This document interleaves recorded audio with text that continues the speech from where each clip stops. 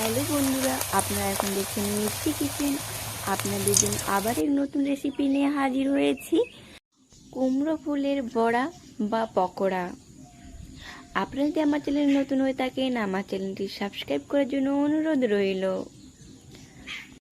এই রেসিপিটি বানানোর জন্য কি নিয়েছি চলুন দেখা যাক। তারপর কিভাবে বানাচ্ছি দেখুন।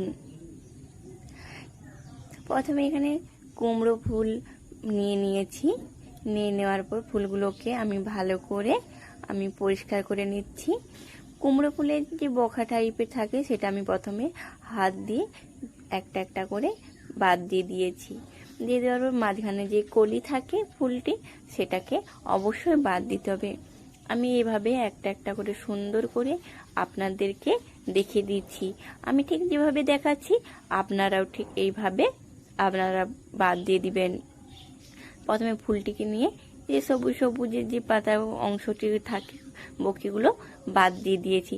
তারপরে ফুলের মাঝখানে যে কোনো এক মাঝ বরাবর একটু হাত দিয়ে ফাঁক করে দিয়ে তারপরে ফুলের যে মাঝখানে যে কলিটি আছে সেটিকে বাদ দিয়ে দিচ্ছি। দেখতে পাচ্ছেন খুব সুন্দর করে আমি আপনাদেরকে দেখিয়ে দিচ্ছি। এভাবে সমস্ত ফুলের কলিগুলো আমি এভাবে বাদ দিয়ে দিচ্ছি। এটি গরম ভাতে বা বিকেলে চায়ের সাথে বা কফির সাথে খেতে খুবই জমে যাবে। এই রেসিপিটি বাড়িতে অবশ্যই বানাবেন। তারপর আমি এখানে খেসারির ডাল নিয়েছি আর নিয়েছি চাল। দুটো উপকরণকে হাত দিয়ে ভালো করে 4-5 বার ধুয়ে নেওয়ার পর আমি ভিজিয়ে রেখে দিচ্ছি 1 ঘন্টার জন্য। আমি এখানে গোটা চাল ভিজে রেখে দিয়েছি, আপনারা চাইলেও এখানে গুঁড়ো চালও ব্যবহার করতে পারেন। এরপর সেই ডাল বাটা এবং চাল বাটাটিকে আমি পেস্ট করে নিয়েছি।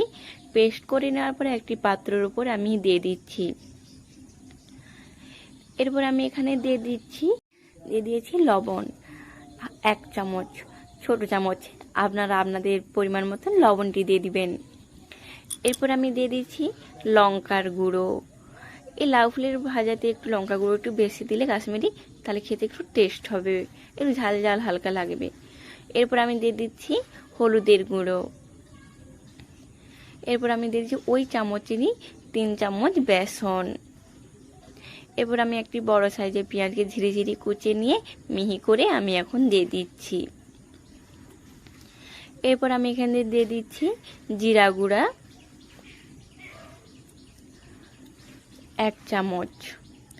এরপর আমি এখানে দিয়ে দিচ্ছি ধনে গুঁড়ো 1 চামচ।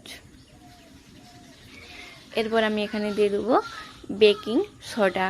আপনাদের কাছে বেকিং সোডা বা বেকিং পাউডার থাকলে যে কোনো দুটোর মধ্যে একটাই দিতে পারেন, আর যদি না থাকে না দিলেও চলবে। আমি দিয়ে দিচ্ছি 1 চামচ। তারপর সমস্ত উপকরণকে ভালো করে নাড়াচাড়া করে মিশিয়ে নিচ্ছি, যাতে ডাল ও চালের সাথে সমস্ত উপকরণ ভালো করে মিশিয়ে যায়। আমি এখানে কোনো জলের ব্যবহার কিন্তু করছি না। সমস্ত উপকরণ হালকা করে নাড়াচাড়া করে মিশিয়ে নেওয়ার পর আমি এখানে দিয়ে দিচ্ছি 1টি ডিম।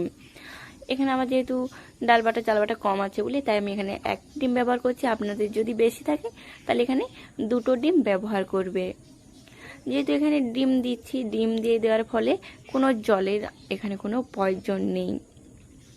ডিমটি দিয়ে দেওয়ার পর ভালো করে নাড়াচাড়া করে মিনিট 3 ধরে এটিকে মিশিয়ে নিতে হবে। কারণ যত আপনারা এই মিশ্রণটি ডিম দিয়ে ফাটাবেন তাতে কি হবে, বাটারটি পাতলা হবে, জল দেওয়ার কোনো প্রয়োজন হবে না। আর যদি মনে হয় যে জল দেবে তাহলে ওই চামচের 1 থেকে 2 চামচ জল দিবেন, বেশি কিন্তু জল দিয়ে খুব পাতলা হয়ে যাবে। বাটারটি ঠিক এরকম ফাটানোর পর কীরকম ঘনত্ব হবে একবার দেখিয়ে দেবো আপনাদেরকে। আপনার এই ভিডিওটি অবশ্যই আপনারা শেয়ার করবেন, আর কেমন লাগে বাড়িতে বানানোর পর কেমন লাগে অবশ্যই কমেন্ট বক্সে জানাবেন। দেখতে পাচ্ছেন আমি মিনিট 3 ধরে আমি এই বাটারটিকে ফাটিয়ে নিচ্ছি। আমার বাটারটি সম্পূর্ণ রেডি হয়ে এসেছে। এরপর ওই বাটারের উপরে আমি কুমড়ো ফুলগুলো দিয়ে আমি মিশিয়ে নিয়েছি। তারপর আমি কড়াইতে সাদা তেল গরম করতে দিয়েছিলাম। এখানে সাদা তেল দিয়ে রান্না করছি, আপনারা চাইলে সরষা তেলও করতে পারেন। তারপর বাটারটিতে ভালো করে আমি ফুলের উপর দিয়ে মিক্সড করে তারপর আমি কড়াইতে দিয়ে দিয়েছি। দেখতেই পাচ্ছেন কড়াইতে আমার গরম হয়ে যাবে। তেলটি খেয়াল করতে হবে, খুব তীব্র গরম নয়, হালকা তেল গরম হলে তারপরে এটিকে দিয়ে দিতে হবে।